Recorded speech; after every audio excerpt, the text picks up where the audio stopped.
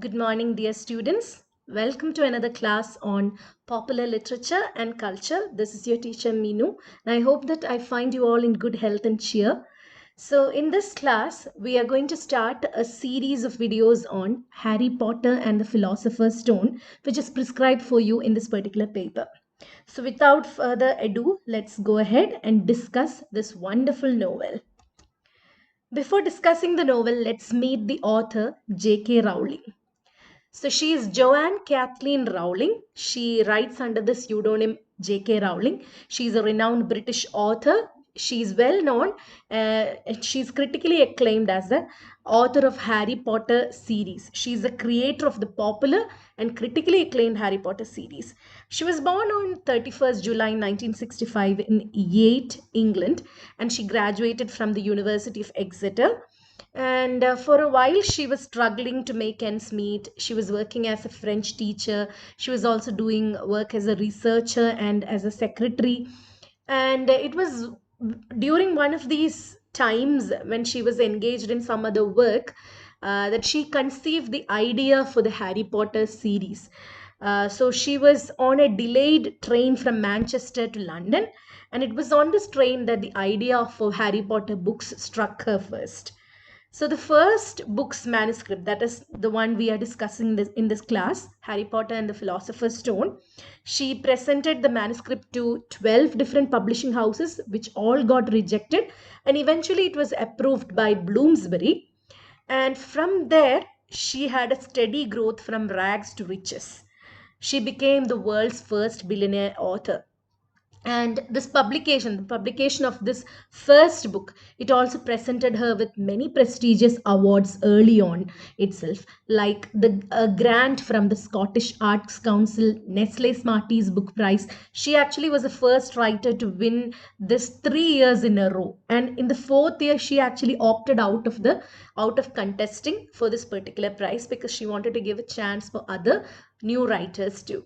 So, and she even won British Book Award of for Children's Book of the Year for this first book, that is Harry Potter and the Philosopher's Stone. These are the 7 books in the Harry Potter series, and before each of these titles, I would like to add Harry Potter and Harry Potter and the Philosopher's Stone, Harry Potter and the Chamber of Secrets, that's the second book. Harry Potter and the Prisoner of Azkaban is the third book. Harry Potter and the Goblet of Fire, Harry Potter and the Order of the Phoenix, Harry Potter and the Half-Blood Prince, and the final book was Harry Potter and the Deathly Hallows. As you all might be familiar with the movies, you all know the stories are quite different from the book. And let's now discuss the reason for the popularity of Harry Potter books, or how the Harry Potter books affected the reading public. So the first book itself, it was an overnight success because it appealed both to children and adults. And J.K. Rowling, she had a very unique style of telling a different and imaginative story. Because in the story, she both had the imaginary plot line along with vivid descriptions of a magical universe, which was lying just underneath the humdrum of everyday life. So, this concept appealed to everybody, both adults and children alike. Although children were the target audience, it appealed to even adults, including me. So, this book, it follows the adventures of a lonely orphan boy named Harry Potter. On his 11th birthday, he discovers that he is a wizard, he has some magical powers, and he soon enrolls into the Hogwarts School of Witchcraft and Wizardry. Each of this book tells a year afterwards in his life what happened in his school along with his friends. He gets two best friends in the magical world, that is Ronald Weasley and Hermione Granger. And each of these books say about constantly overcoming threats posed by different enemies and different kinds of threats, including his arch nemesis Lord Voldemort. All the books in the series were bestsellers. It is available in more than 200 countries and over 60 languages. So this series, it has sparked great enthusiasm among children as well as adults, and this series was actually credited with generating a new interest in reading. It came out at the time when the number of reading public was going down, and this particular book series is credited to be to have revived reading in people. These are some other books by the same author, which follows the franchise of Harry Potter series like Fantastic Beasts and Where to Find Them, Quidditch Through the Ages, The Tales of Beedle the Bard. In addition to Harry Potter works, she has also written other works, but she has written a story, Harry Potter and the Cursed Child, and the story was the basis for a stage play. So this is the name of the stage play, Harry Potter and the Cursed Child. This particular play, when it came out, it was co-written by Rowling along with another person. And when it came out, it also won a lot of renown, got even Tony Awards. That is actually quite prestigious in the dramatic front. So, in addition to the Harry Potter franchise, she has also written some other works under a pseudonym, Robert Galbraith. So these include these are adult crime fiction. The novels are The Cuckoo's Calling, The Silkworm, Career of Evil, Lethal White, Trouble Blood, etc. Let us now discuss our first novel, Harry Potter and the Philosopher's Stone. So, this is the first installment in the Harry Potter series. This book was published in Britain in 1997, and in the next year, 1998, it appeared in the USA. And the title was changed to Harry Potter and the Sorcerer's Stone because there was this contention among the publishers that philosopher, that term would not be understood well by the American public. So this book got an immediate critical and popular success because it had a wonderful storytelling along with well-rounded characters. So this book was noted for the imaginative universe it created, the magical universe which was lying just underneath the ordinary everyday life of the people in England. And also it has a very characteristic style too. It included humor and simple and direct style and very wonderful language. And a movie adaptation of the book was released in 2001. I'm sure that many of you have already watched the movie, but I would still ask you to go ahead and read the book because there are some parts of the book which are not portrayed in the movie franchise. Also, reading in itself is a different experience. Now, I would like to take you through each chapter of the book. I'd like to tell you in short what happens in each and every chapter so you get a gist of the book. So I know that this is spoiling the fun of reading the book, but this is as a guide to reading the book. I would like to give you a short summary of the book in the videos that follows. So the first chapter of the book is titled The Boy Who Lived. In this particular chapter, we meet two people, Mr. and Mrs. Dursley. They are living with their young son named Dudley at number 4 Private Drive. This is a house in Surrey. They are leading a perfectly normal life. They look like every other family, except that they are not that likable. So the father, Mr. Vernon Dursley, he's a big beefy man. He has hardly got any neck. And his wife, Mrs. Petunia Dursley, she's a thin blonde woman. She has a very long neck. And they have a young son named Dudley, who is a baby at this point of time. But he's an absolute nightmare of a baby. He has bad manners and he throws tantrums all the time. But even then, for the mother and father, the baby is the most precious child in the world. So the family has a secret, that is Petunia's sister Lily and her family, the Potters. They are never talked about by this family.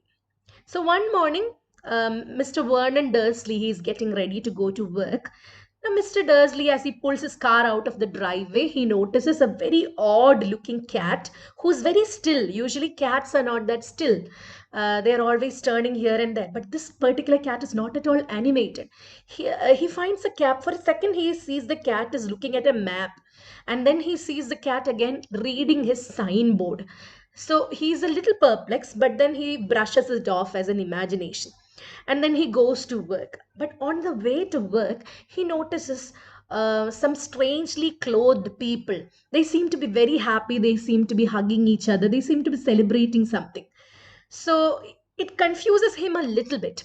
He even bumps into one of them And he seems to be this particular guy, in spite of being bumped into by such a huge man, he seems to be very happy. He says that it is a day to be celebrated, and he overhears these people talking about the Potters and Harry. This makes Vernon think that Lily, Petunia's sister's son, is Harry. So then again, strange news keep on arriving from different parts of England. Like in the news, it was being told that owls were being sighted during daytime. You know that owls are nighttime birds and they don't come out during daytime. So this was mentioned in the news. And this and the mention of the name Harry Potter from these strange men. It prompted Vernon Dursley to inquire to his wife Petunia about her sister and family. But this puts Petunia in a very bad mood anyway. So, anyway, that night the Dursleys go to sleep. The very same night, a man appeared in the lane. This man is a tall, thin, old man. He has silver hair and long beard. He's also dressed funnily. He's wearing long robes and a purple cloak. And what is peculiar about him is his spectacles are shaped like half moon. So this person's name is Albus Dumbledore. Albus Dumbledore. This is a very important person in this novel. And he notices the cat who was standing there. And he identifies the cat as Professor McGonagall. He says, okay, I expected you to be here, Professor McGonagall. Now we see this cat transforming into a human being.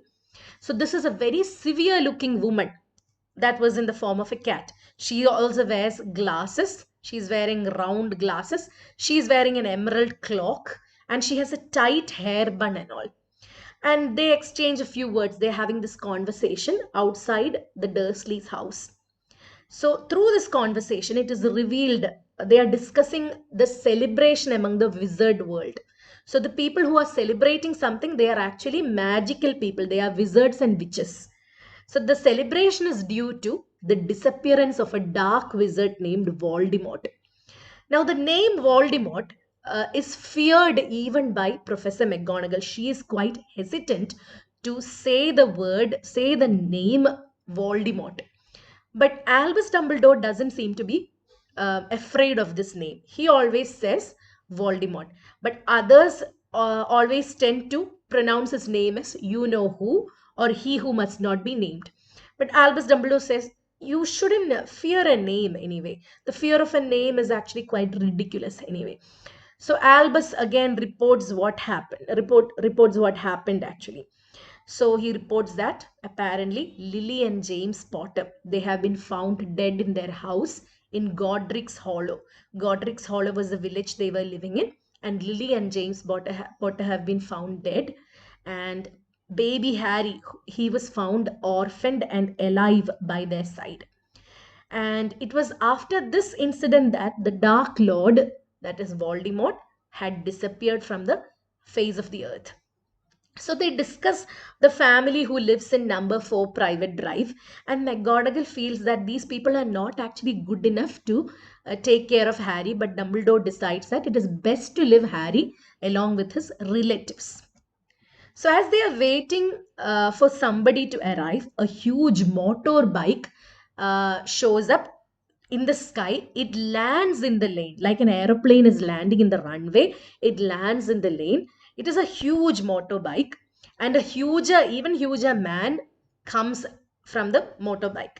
He's a really huge man. He's twice as tall as a normal human being and 4 or 5 times wider than a normal human being. He has wild hair and beard, and he appears to be carrying a bundle of blankets in his hand. This person is Rubius Hagrid. Rubius Hagrid. And the bundle of blankets he had been carrying is an asleep baby. And everybody catches a glimpse of the baby. The baby has jet black hair. And under this messy hair, he has a scar the shape of a bolt of lightning. A lightning bolt shaped scar. The Professor McGonagall asks if they can get rid of this scar using some magic or some kind of incantations. But Dumbledore says that scars can come in useful. Anyway, they decide to leave the baby at Dursley's doorsteps. And instead of explaining to them what happened, Professor Dumbledore, that is Albus Dumbledore, leaves a letter explaining everything. And before bidding farewell, Hagrid is actually quite tearful. He holds the baby and cries, and the three of them disappear. Before disappearing, Albus Dumbledore is wishing Harry all the best. And at the same time, Harry was orphaned and is left at the doorsteps of his uncle and aunt and cousin. The whole wizarding world was toasting to this baby, to Harry Potter, the boy who lived. He's called the boy who lived because the dark wizard, that is Lord Voldemort, tried to kill him. He became successful in killing his parents. He tried to kill this baby, but this baby survived. That is why Harry Potter became the boy who lived. Let's now discuss the chapter 2 of the novel, The Vanishing Glass. Now, 10 years have passed since the Dursleys discovered Harry on their front step. So, we are not really shown what happened. They might have been really shocked discovering this baby who was unliked anyway, because the Dursleys never liked to talk about Lily and her husband and the son. So, 10 years later, we find Harry Potter living a despicable life with the Dursleys. He doesn't even have a bedroom of his own. He lives in the cupboard under the staircase. It is a small, dusty compartment. It is infested with spiders. He's not even afraid of spiders now because he has been living there forever, probably. And his morning starts when he's rudely woken up by either his uncle or aunt, who would rudely bang on his door, or his cousin would stomp on the steps. And he has to wake up and do the chores around the household. And we get a glimpse of his life in the Dursley household.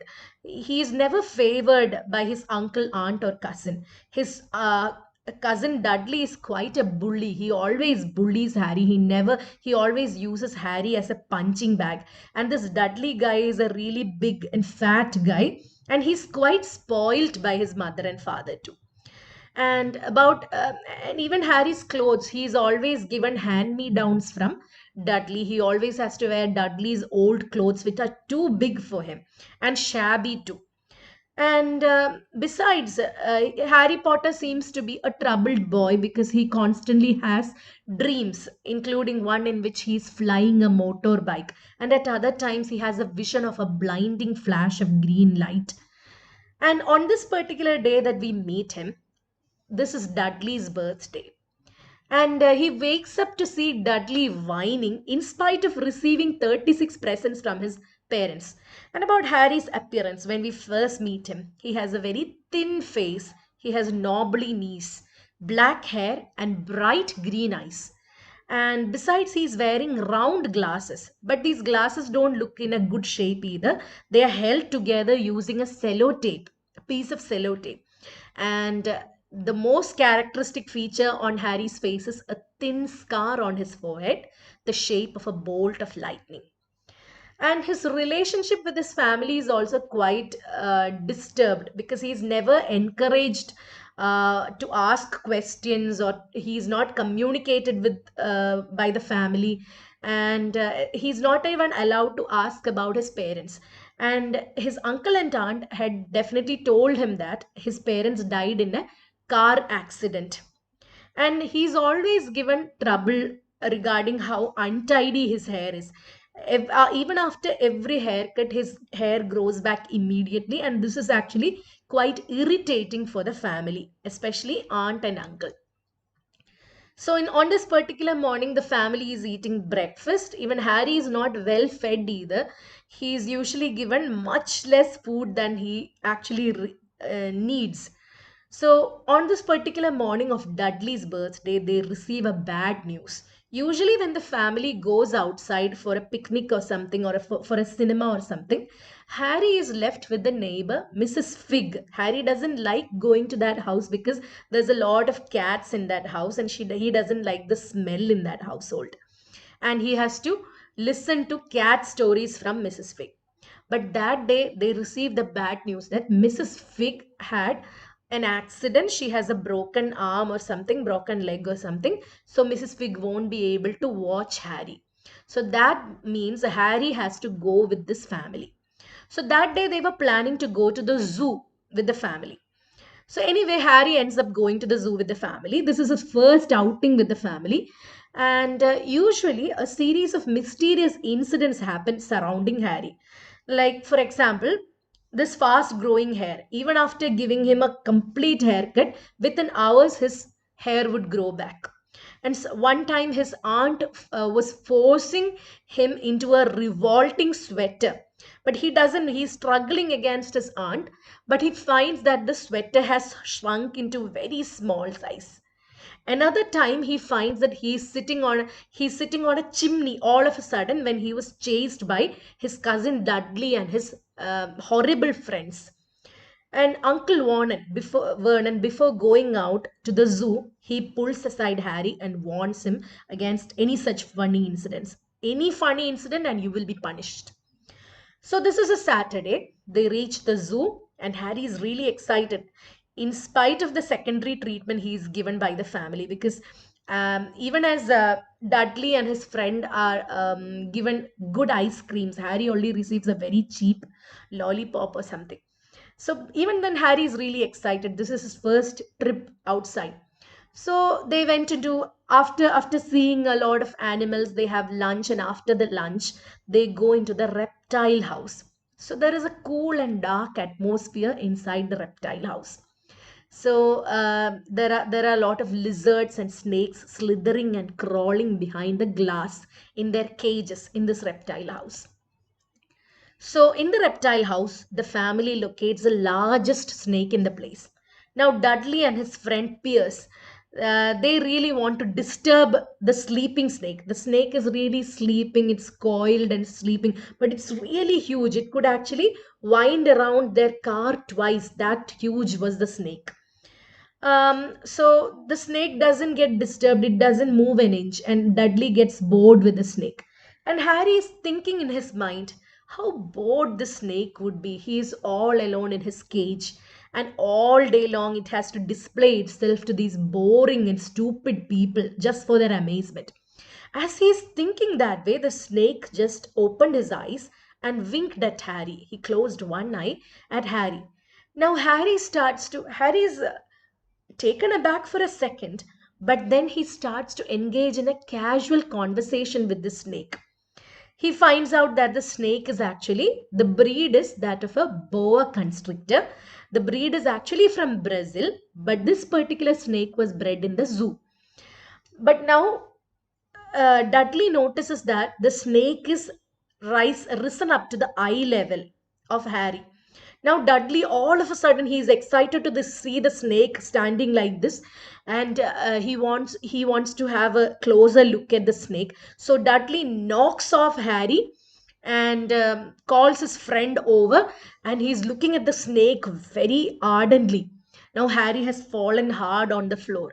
Harry sees his cousin and his friend Pierce leaning on the glass, and he was filled with a lot of anger at that moment to be shoved by Dudley like that. And at the same time, the glass on which they were leaning suddenly vanished. The snake, it was out of the cage now. It uncoiled, it slithered out onto the floor. And as it was going through the people were all screaming and going out. Harry still on the floor. And it thanked Harry, thanks amigo. And the snake, took its flight to Brazil. Its target is Brazil. Now, Uncle Vernon, he definitely thinks that Harry had something to do with this escape. And later, when they came home, he punished Harry. He sent Harry to the room without food. So that was the happening. That was a weird happening around Harry in the second chapter. Let's look at a quote from this chapter. The weirdest thing about all these people was the way they seemed to vanish the second Harry tried to get a closer look. So, this is a particular quote from when Harry thinks about the fact that whenever he steps out of the house, he meets a lot of strangely clothed people who seems to know him. They always smile at him. Some people even call him names. And sometimes he see these people across the street from him, and then when he turns away to look turns back again to take a second look at them, they are already vanished. So Harry has some experiences like that, meeting strange people. Let's now discuss the third chapter in Harry Potter and the Philosopher's Stone. This chapter is titled The Letters from No One. So, after the zoo incident, Harry spends the next few weeks wandering about the village. He's trying to avoid Dudley and his gang. And he is also preparing to go to a secondary school in September. Although his cousin is going to another prestigious private school, he is promised to be put in some school named Stonewall High. Anyway, one day in July, he is getting the letters for his family, and Harry notices that there are three letters, and among it there is a letter addressed to him. He never gets letters. This is the first time he has got a letter, and this is addressed to him as Mr. H. Potter, the cupboard under the stairs, 4 Private Drive, Little Winging, Surrey. So this letter, it is very thick and it is heavy envelope. It is made of yellowish parchment, and the address itself is written in emerald green ink, and there was no stamp on the letter, and it is sealed with a peculiar looking purple colored wax seal, and it even has a seal with a coat of arms, and this coat of arms is also very peculiar. Around a large letter H there were 4 animals: a lion, an eagle, a badger, and a snake. Now, before he could open the letter, it is suddenly spotted by Dudley and his father, Uncle Vernon. And it is snatched by Uncle Vernon. He appears to be really nervous about this letter, and it is destroyed before Harry can get a hold of it. And they apparently, uncle and aunt, they apparently look very shocked and frightened, and they go into a private room, and through the keyhole Harry and Dudley tries to understand what is happening. So they see them discussing the letter in private, and through their reactions they seem to be very shocked and scared, uh, getting this letter. And through their reactions it seems apparent to Harry that they know who sent the letter. Although Harry becomes really curious about the source of this letter, he is not given a due explanation by this family. But something changed after receiving this letter. That very same day, he is called by his uncle and he is given a bedroom upstairs by the family, because they feel that whoever sent the letter, they are running a surveillance on the family. They know that they have been ill treating Harry. But Dudley is protesting against giving his second bedroom to Harry. But anyway, Harry is given the smallest bedroom in the house. So the very next day, another letter addressed to Harry arrives. And this letter contains the address, Harry, the smallest bedroom. And this one is also received and destroyed by the shocked family.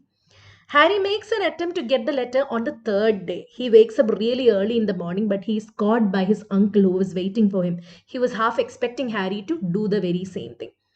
So the next day, 3 letters come in the mail, and they are also destroyed by his uncle. Moreover, Uncle Vernon, he nails the letter box shut so that no letter could enter the house. Next day is a Friday, and on Friday, 12 letters come for Harry. And it is because the letterbox is nailed shut, these letters are pushed under the door, and all the letters are collected by Uncle Vernon and burned. And on Saturday, 24 letters come, and this time the letters come hidden inside egg packets. On Sunday, Uncle Vernon is relaxing because he is expecting no post on that day, because Sunday is a holiday for postal department. But to his utter disappointment, about 30 to 40 letters came whizzing down the kitchen chimney, down the chimney. Like bullets, they are whizzing into the room. And although Harry gets hold of one, Uncle Vernon catches Harry and takes the letter from him. He destroys them all. And Uncle Vernon is finally frustrated and panicked, and he orders the family to pack up and leave the house. And on that day, they leave the house. So after driving all day, so Uncle Vernon frantically takes his family. He doesn't even let Dudley get his favorite toy or his computer or anything. So after driving all day, they check into a very gloomy looking hotel in the outskirts of the city. But the next morning, they receive a letter there too. And the family becomes really crazy. They drive to the middle of a street, middle of a forest, sorry, and the letter comes there again. And on Monday, that is the day before Harry's 11th birthday, Vernon Dursley takes the whole family to a little shack on a large rock out in the sea. They are expecting a storm any moment, and the family goes to sleep. They are believing that the letters will never reach them there in the middle of the sea. So, this is a shack, a small house in the middle of an ocean of the sea. So, they never expect the letters to reach there. Even Harry has given up hope that the letters will get there. So, as Harry is laying himself on the ground, he's counting the minutes down to his birthday. He is sharing the downstairs room with Dudley, who is already asleep and snoring. And Harry is literally counting the minutes down to his 11th birthday. Suddenly, he hears noises from outside. He feels like somebody is trying to come into the shack. So, this particular somebody, who is this? What kind of threat is he posing? So, that is the end of chapter 3, The Letters from No One. So, this is the first letter addressed to Harry that he gets. Mr. H. Potter, the cupboard under the stairs, 4 Private Drive, Little Winging, Surrey. So, this is the address in the first letter Harry gets. So, in the last chapter, we saw that somebody was trying to get into the shack. So, now in chapter 4, the keeper of the keys, we finally see somebody crashing the door and getting into the shack. Uncle Vernon and Aunt Petunia come down. Vernon is carrying a rifle. Now, a giant of a man comes into the shack. He has wild hair, beard, and glinting black eyes. He orders Vernon and Petunia for some tea, and he comes to face Harry. He has a smile, a warm smile on his face. And he talks to Harry. He reminds him that the last time they met, Harry was a mere baby. And he also says that he has his mother's exact same eyes. Now, Uncle Vernon is threatening the giant to leave. And the giant very easily goes to Uncle Vernon, holds the rifle, and bends it as if it is made of rubber. Now, this frightens the entire family. Dudley is actually hiding in the shadows now. Now, the giant comes to wish Harry a happy birthday because it is his 11th birthday now. And he takes something out of his pocket. This is a smashed cake. He opens it to see that it is a cake with green frosting. And Harry is still bewildered. He says, "Excuse me, who are you?" And now the giant introduces himself, saying, "I am Rubeus Hagrid, keeper of keys and grounds at Hogwarts." Now, we have already met Rubeus Hagrid in chapter 1. He was the giant of a man who dropped Harry off at his uncle and aunt's in the first chapter. Now, Hagrid, he turns to the fireplace. They hadn't lit the fireplace. He bends over the fireplace. He does something, and magically, the fireplace is lit with fire. And he takes out some sausages from his pocket. He has a lot of odd objects in his pocket. And from this odd objects, he takes out some sausages and he fries these sausages over the fire. And he hands one to Harry, and he himself eats it. In the meantime, tea is also served by Aunt Petunia or somebody because they are quite frightened by this person. Harry is now still confused. Who is this guy? What is Hogwarts? Harry asks him for clarification. "Excuse me, I didn't quite understand. Who are you?" Now, Hagrid is really shocked to know that Harry has never heard of Hogwarts School of Witchcraft and Wizardry. He gets really mad at Uncle Vernon and Aunt Petunia. Furthermore, Hagrid is really infuriated to know that Harry has absolutely no idea that he is magical, and his parents are also magical. His parents were a wizard and a witch, and they had died as heroes, not in a mere car crash like the Dursleys had told Harry. Additionally, Hagrid also reveals a lot of information to Harry in this chapter. He says that Harry and his family is actually famous in the wizarding world. This is actually a lot for Harry to process. He can't really comprehend the fact that he is magical, that he possesses magical properties. And Dursleys at this point, they try to stop Hagrid. They are trying to stop Hagrid from revealing everything to Harry. And Harry is finally told of his legacy. He's handed over a letter, this letter from no one. It is addressed to Mr. H. Potter, the floor, the hut on the rock, the sea. And he finally gets the much awaited letter. He opens the letter, he finds that the person who wrote the letter is Professor Minerva McGonagall. Minerva McGonagall. She is the deputy headmistress of Hogwarts School of Witchcraft and Wizardry. She is informing him that he has been admitted to Hogwarts School of Witchcraft and Wizardry, and along with the letter, there is also a list of books and equipment, and he is also expected to come to school on 1st September. So, at this point, Vernon Dursley is trying to forbid Harry from going to school, but Hagrid is laughing off. So, are you going to stop him like a great muggle like yourself? Now, Harry is hearing that term for the first time. What is a muggle? Now, Hagrid explains that muggle is what wizards call non magical people. And Harry is now shocked to know that his uncle and aunt they always knew that he was magical.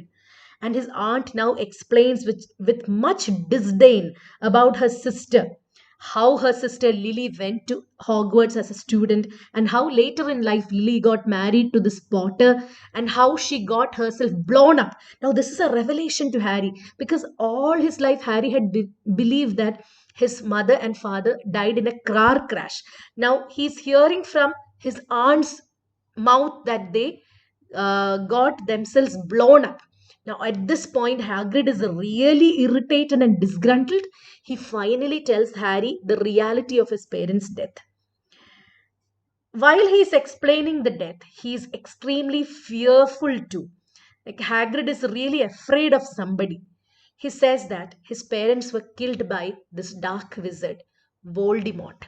He's really afraid to utter that name. As we already discussed, people are actually afraid of this name.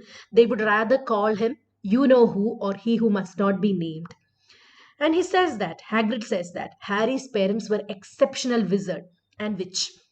And this fearsome dark wizard, Lord Voldemort, he was reigning very powerful for almost 11 years.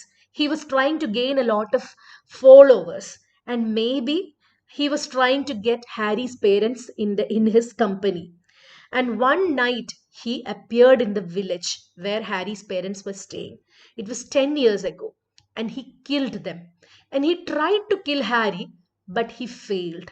And on the very same night, this particular dark wizard Voldemort disappeared. And Harry is asking, is he dead? We don't know. Dumbledore believes that he's not actually dead. He might return at some point.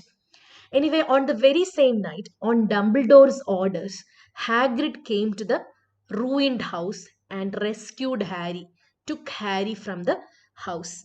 And it was Hagrid who delivered Harry to his relatives. Now everything is revealed to Harry. And now Uncle Vernon is saying you are never going to that crazy school, and he even disrespects his Harry's parents and Albus Dumbledore. Now Hagrid is really irritated at this. He's getting really angry, and he decides to punish the Dursleys. He points his umbrella. Looks like his umbrella has some magical properties. He points the umbrella at Dudley, who is turned around, and he does something magical, and Dudley ends up getting a curly pig's tail to much of Harry's amazement. Anyway, after that, the family get really frightened, and they move away from the duo. And Harry and Hagrid, they await the morning to go and shop for Harry's school supplies. This is a quote from chapter 4. Now he came to think about it. Every odd thing that had made his aunt and uncle furious with him had happened when he, Harry, had been upset or angry. Now, Harry is not really convinced that he is a wizard and that he has got magical properties. He asks Hagrid if he's mistaken.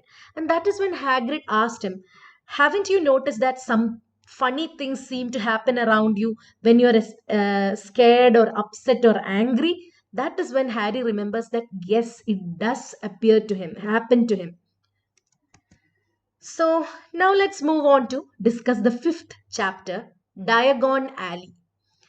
So the next morning, Harry wakes up. He feels like, all that happened was actually a dream. But when he wakes up, he finds that Hagrid is lying on the floor sleeping. And near Hagrid, an owl is waiting. It has a newspaper in its with it, and it is actually waiting for something. And Hagrid asks Harry to pay the owl some coins from Hagrid's coat, and he opens the coat to find some wizard coins. It's actually quite strange to Harry. Anyway, he pays the owl, and the owl delivers the wizard newspaper, the magical newspaper, and leaves. Now Harry is really worried. He worries that he doesn't have enough money. He doesn't have any money to buy his school supplies. But Hagrid reassures Harry that his parents had saved him enough money, and all his money is actually in the wizard's bank named Gringotts. Gringotts Wizard Bank. Now they set out in a boat. The boat was actually hired the last day by Uncle Vernon. Now they take the boat because he asked Hagrid how he got there, and Hagrid said that he flew, but because he can't fly with Harry, they set out in the boat. And Harry asked many questions to Hagrid about the magical world, about Gringotts, and Harry discovers that there is a Ministry of Magic, and that there is this newspaper called Daily Prophet, which is actually a magical newspaper. And then they take a train to London. All the people are actually staring at them because of the presence of this giant of a man, because he's quite unusual for the size of a human being. So they get down from the train, then they walk along the street, and they reach a tiny pub, and this pub is named the Leaky Cauldron. Hagrid says that this is actually a very famous place, but for a famous place, it appears really not that popular. But entering the pub, they notice that there are a few people drinking and all there, and they meet the barman and some of the customers, and they all seem to know Harry. Everybody is coming and shaking hands with Harry. He meets a lot of people. Everybody welcomes him back to the wizarding world, and he also meets a lot of people, including a particular person named Professor Quirrell. Professor Quirrell is actually a professor at Hogwarts who teaches defense against dark arts. That is the subject. He is a pale young man in a turban. He even stammers. He is very nervous even to meet Harry. Now Hagrid says, "You see what I am saying? You are quite famous." Now Hagrid has to snatch Harry away from all these people who want to make acquaintance with him. Hagrid takes him through the bar to the back of the bar. He comes to a courtyard. There is a wall in the courtyard. He taps with the point of his umbrella on the wall, and a small hole appears in the wall. And then this hole is transformed into a huge archway, and it leads to a street. This street is called Diagon Alley. This is where all the magical artifacts that Harry needs for his school, because he had a look at the list given by the school. He found that there are many strange things, and Hagrid says that all those things can be found in Diagon Alley. So when they reach Diagon Alley, Harry sees many different shops. He wishes that he had many ears so he could look in all the directions at the same time. He sees shops that sell cauldrons, owls, magical broomsticks, and all kinds of magical artifacts. And then they stop in front of the Wizarding Bank, Gringotts. And this is a bank run by goblins. Now, goblins are beings who are shorter than even Harry. They have clever faces, they have pointed beards, they have long fingers and feet. At the entrance itself, they see a huge warning, a long warning against thieves. Even Hagrid says that Gringotts is actually the safest place in the world except for Hogwarts. Nobody will actually, if anybody will be crazy to rob Gringotts, because it is even said that Gringotts is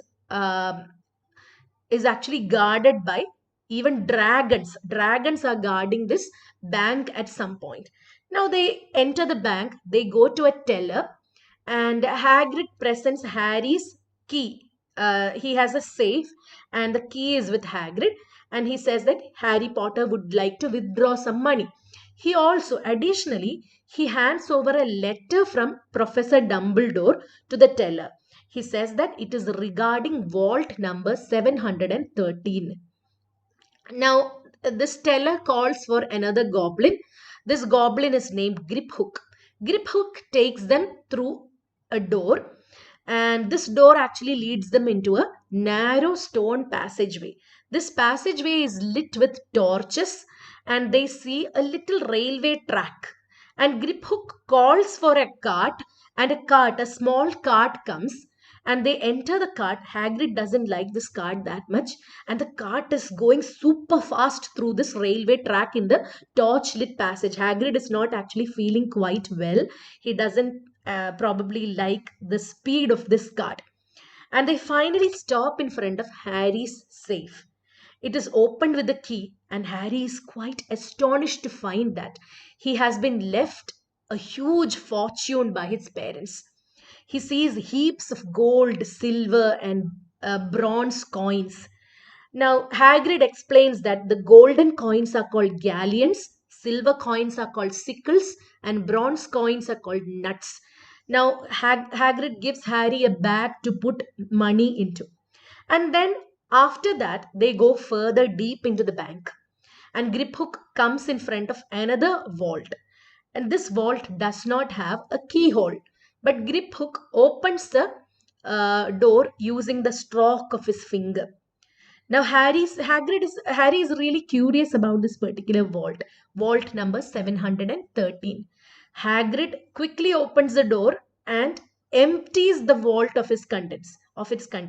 The only content of this vault was a little package wrapped in brown paper. So Hagrid quickly grabs the packet and puts it into his coat. Now they finally come out of the bank and go in search of Harry's school supplies. Now they are going to explore Diagon Alley. So after getting out of Gringotts, Harry goes into another shop. Madame Malkin's robes for all occasions. Now, so he has to buy some school robes, school uniforms. At this particular place, he meets another first year boy. This is a boy with a pale, pointed face. And this something about this boy reminds him of Dudley. He's quite snobbish. He makes fun of Hagrid. Like, isn't Hagrid just a servant? Now Harry becomes quite defensive. No, no, he's not just a servant. He's a keeper of keys in Hagrid. Sorry, in Hogwarts and all. So Harry actually seems to dislike him. But from this boy, he gets some information like a game called Quidditch and the presence of different houses in Hogwarts and all. So after getting out of Madame Malkin's, they go to buy some parchment and some quills, like stationery. And he learns further about Quidditch, the game. So this is like football, but played by wizards. It is played in the air on broomsticks. After that, they go to get school books from Flourish and Blots. And then they get potion ingredients, a set of scales, a telescope. And finally, they go into another store, Ilope's Owl Emporium. They buy a beautiful snowy owl. This is actually a gift from Hagrid. And Harry is so excited to get this beautiful owl. After that, they only have to get one more thing, which is a magic wand. A magic wand. They go into the best shop for that, that is Ollivanders. Ollivanders, makers of fine wands still since 382 BC. So, the owner of this particular shop is Mr. Ollivander, an old guy who seems a little curious and happy that Harry has showed up there. Anyway, this old wand maker, he showed Harry many different wands in the shop. It includes the wands which were used by his mother and father, copies of the wands used by his mother and father, but nothing seems to work for Harry. Finally, he is given a wand. It is made of holly, wood, and phoenix feather. It is 11 inches. And the minute Harry holds it, Harry feels an instant connection with this wand. And it is revealed by Ollivander at this point that this is the wand that a brother of this wand killed his parents and gave Harry the scar on his forehead. So, how does the wand have a brother? The bird who gave the phoenix feather for this particular wand only ever gave one more feather. That feather was put in a wand which belonged to Lord Voldemort. So Voldemort and Harry has brother wands. Now, at this point of time, Harry gets a lot more information. Like he gets the information that Hagrid was actually expelled from school when he was in third grade because of some mishap that happened and all. And they took his wand. He only has pieces of his wand now. Some sort of information he gets from Ollivander and Hagrid's conversation too.